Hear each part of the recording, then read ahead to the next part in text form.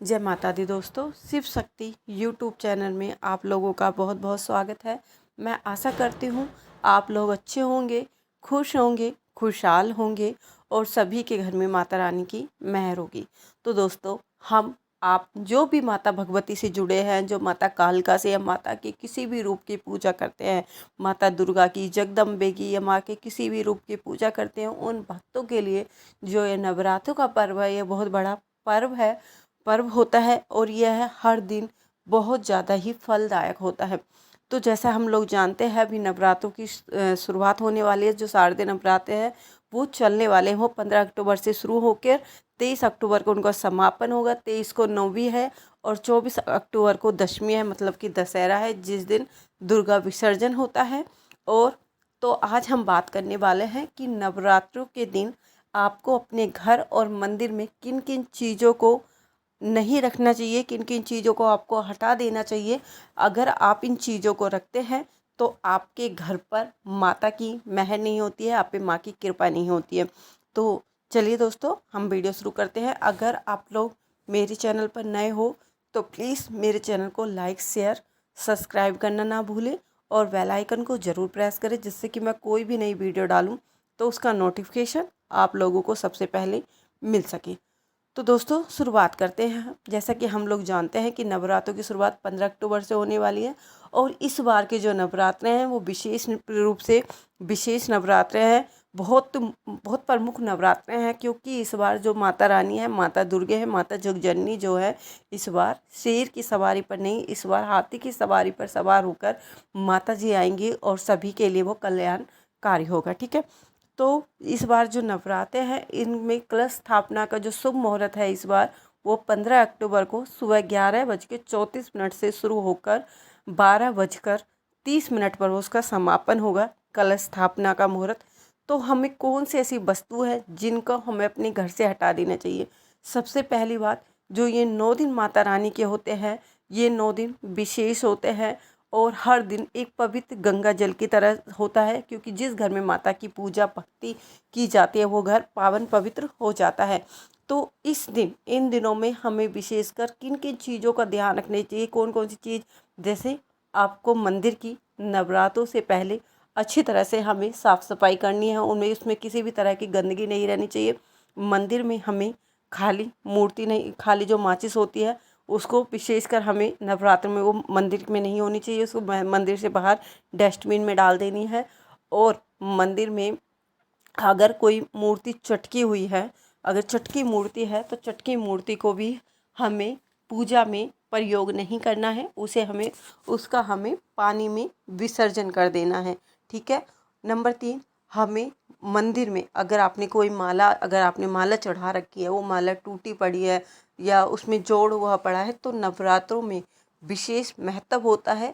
तो इस दिन आपको वो माला मंदिर से हटा देनी है और उसे बहते हुए पानी में उसे प्रभावित कर सकते हैं। ठीक है। तो इन सब चीज़ों का आपको विशेष रूप से ध्यान रखना है और अपने मंदिर में बिल्कुल साफ स्वच्छ रखना है। और जब भी आप माता रानी का कलश आप स्थापना कर रहे हो, जब आप माता रानी के कलश की आप स्थापना कर रहे हो, तो स्थापना करते समय आपको विशेष रूप से, क्योंकि नारियल होता है, कलश के ऊपर नारियल रखा जाता है और उसकी स्थापना की जाती है। जब आप नारियल रखते हो तो नारियल 2 प्रकार के आते हैं, हरा भी आता है, जटाई वाला भी आता है। जब माता के लिए जो नारियल आप प्रयोग कर रहे हो, वो प्रयोग करते समय आपको जटा वाला नारियल लेना है और उसके अंदर पानी होना चाहिए। इस बात का आपको विशेष रूप से ध्यान रखना चाहिए। और पूजा में जो नारियल आप प्रयोग कर रहे हैं वो कहीं से चटका या टूटा हुआ नहीं होना चाहिए, नहीं तो जो आपकी पूजा है वो खंडित हो जाती है। और माता दुर्गा की पूजा के समय आपके पास जो भी दीप ज्योत या जो भी है वो बिल्कुल साफ स्वच्छ होनी चाहिए। अगर वो कहीं से तड़की हुई या खंडित है तो उसे खंडित दिए या ज्योत को आपको मंदिर से बाहर निकाल देना चाहिए माता की नवरात्रों से पहले। और नवरात्रों से पहले आपको अपने घर को अच्छी तरह से साफ स्वच्छ, ठीक है, अच्छी तरह से आपको अपने घर को साफ करना है। अपने घर में आप हो सके तो नवरात्रों से पहले घर के किसी भी कोने में कोई गंदी कूड़ा करकट नहीं होना चाहिए। अगर कोई कूड़ा करकट है तो उसे आप घर से बाहर निकाल सकते हो, क्योंकि माता रानी का वास साफ स्वच्छ जगह पर होता है। इस बात को आपको विशेष रूप से ध्यान रखना होता है। और जो माता रानी के दिन होते हैं, माता रानी के जो ये 9 दिन होते हैं, 9 दिन जो पूजा के दिन होते हैं, ये विशेष दिन होते हैं। तो इन विशेष दिनों पर हमें अपनी घर की साफ सफाई का, शुद्धता का विशेष रूप से ध्यान रखना होता है, ठीक है। और जो यह माता के जो व्रत होते हैं वो सात्विक रूप से किए जाते हैं। तो हमें माता रानी के व्रत में लहसुन, प्याज, मीट, मांस, मदिरा, इन सब चीज़ों का सेवन बिल्कुल नहीं करना होता है। बहुत से लोग क्या करते हैं, वो माता रानी का व्रत रखते हैं और बीच में कर उनके घर में ये सब कार्य भी हो जाते हैं, जिससे उनका जो फल होता है वो उन्हें पूर्ण रूप से नहीं मिल पाता है। तो इस बार आपको क्या करना है, आपको नवरात्रि से पहले, अगर आप घर में माता की जोत खड़ी करने जा रहे हो, तो नवरात्रों से पहले आपको, अगर आपके घर में लहसुन, प्याज, मांस, अंडा या कुछ भी चीज़ है, तो नवरात्रि से पहले आपको वो अपने घर से निकाल कर अपने घर को साफ, बिल्कुल स्वच्छ करना है। आप हो सके तो अपने घर में, पूरे घर में गंगा जल की छींटों से छिड़काव कर सकते हैं, ठीक है। छिड़काव करने के साथ साथ अगर आप गंगा जल नहीं तो आप थोड़ा सा गौमूत्र लेकर उसमें थोड़ा सा पानी मिलाकर उससे भी अपने पूरे घर में छिड़काव कर सकते हैं। अगर ऐसे आप छिड़काव करते हैं तो आपके घर में माता का वास होता है, ठीक है। और बहुत से लोग क्या करते हैं, जब वो चौकियाँ लगाते हैं, माता की जहाँ चौकी लगाते हैं, बहुत से लोग वहाँ पर कपड़े की जगह, हमें माता की चौकी लगाते समय विशेष रूप से हमेशा रेड कपड़े का प्रयोग करना चाहिए। काले काले या सफ़ेद कपड़े का हमें प्रयोग नहीं करना है।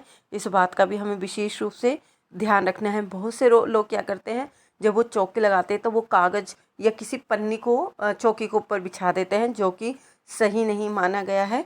जब भी आप माता की चौकी अगर आप लगाने जा रहे हो, तो आपको वहाँ पर रेड कलर का कपड़े को ही बिछाना चाहिए। ऐसे ही कुछ भी चीज़ आपको वहाँ पर नहीं बिछानी चाहिए, ठीक है। तो यह छोटी छोटी सी बातें हैं जिनका आपको विशेष रूप से ध्यान रखना है। और जो लोग स्त्री पूजा करने जा रही है, अगर वो विवाहित है, तो वो नवरात्रि का अगर व्रत रख रही है, माँ भगवती की अगर वो पूजा पाठ कर रही है, तो नवरात्रों के दिन में उन्हें विशेषकर सफ़ेद रंग के कपड़े पहनने से बचना चाहिए, ठीक है। सफ़ेद कलर के कपड़े उन्हें इस टाइम में धारण नहीं करने चाहिए। उन्हें कलरफुल रेड, लाल, पीले, गुलाबी, बहुत सारे कलर होते हैं, वो सारे कलर के कपड़े वो पहन सकते हैं। और माता रानी का जब आप अपने घर में आगमन कर रहे हो, तो आप नवरात्रों से पहले अपने दरवाजे को अच्छे से आप लोग सजा सकते हो। अपने दरवाजे पर आप आम के पत्ते होते हैं उनका बंदरवार बनाकर टांग सकते हो, जिससे कि माता आपके घर में साक्षात रूप से बसेगी। आप घर को, मंदिर को आप फूलों से सजा सकते हो, और घर के दरवाजे को आप फूलों से सजा सकते हो। इस तरह की जो साफ़ सफाई है, इसका आपको विशेष रूप से ध्यान रखना है। और मंदिर की माता की आप जब भी चौकी लगाएं, तो आपको ना तो मूर्ति खंडित लेनी है, न दिया खंडित लेना है। आसन रेड कलर का होना चाहिए। पूजा के सामान में जो जो सामान होते हैं वो मैं आपको अगली वीडियो में विस्तार पूर्वक बताने की कोशिश करूँगी। तो मैं माता रानी से प्रार्थना करूँगी, माता रानी सभी पर कृपा रखे। तो आज के लिए इतना ही। हम मिलते हैं अपने अगली